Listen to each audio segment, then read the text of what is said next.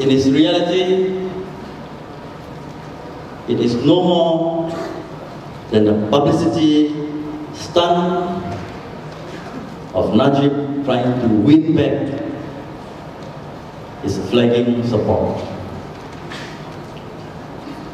But you have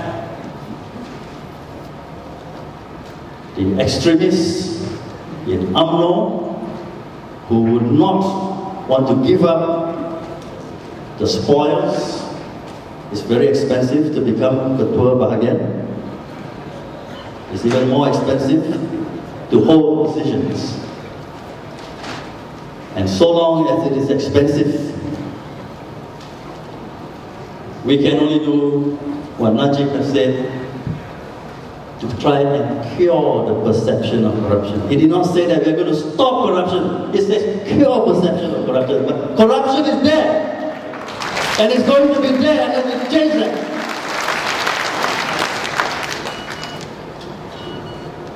And it can only be changed by us. One Malaysia is not going to do that. Because Najib is talking about extending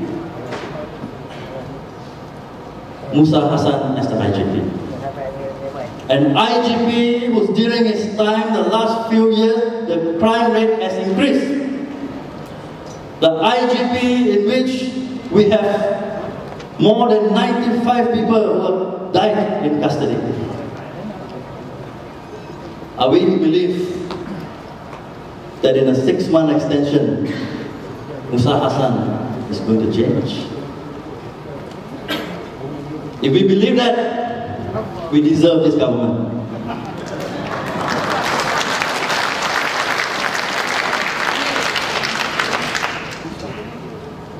But more importantly, ladies and gentlemen, is the effect.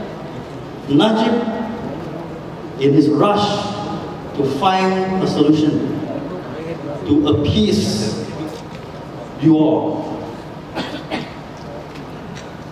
has liberalized the service sector. Ladies and gentlemen, consider today each and every one of you as a mortgage. That mortgage is to Maybank, CIMB, Alliance Bank, Malaysian banks. You pay insurance to Kunia, Malaysian insurance company. Unfortunately, you may be driving your Proton, but it's still made in Malaysia. You are working for yourself. But with the liberalization of the services sector, tomorrow you will be paying your rent, you will be paying your mortgage to Citibank. Because their banks are so much bigger when they come in. Our Malaysian banks would not be able to come in. You will be paying your insurance premium to AIA. They may have been bankrupt, but they are bailed out in the trillions, and they will be here. And our insurance company would not be able to fend them off.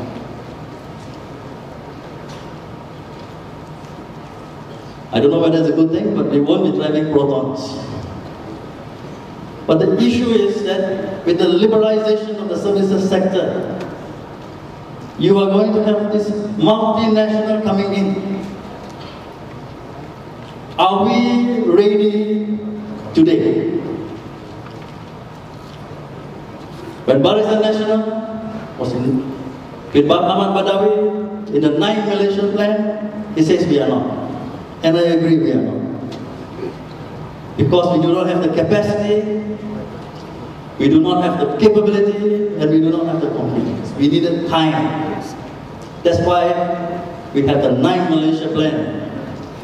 It's supposed to be 2, 0, and 10, where we have the capabilities.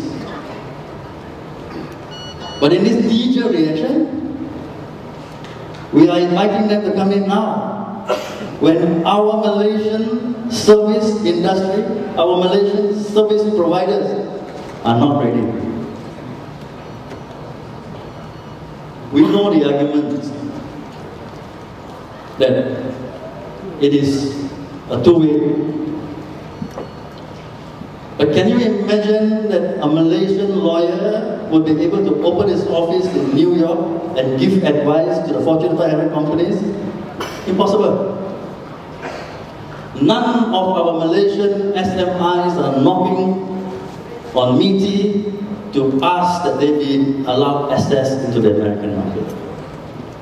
But it is the developed nations that are knocking on our doors, and we have opened them up when we are not able.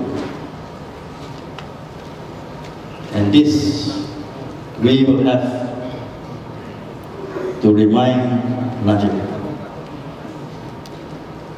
We will be paying for it. And if we do not close the doors, our children will be paying for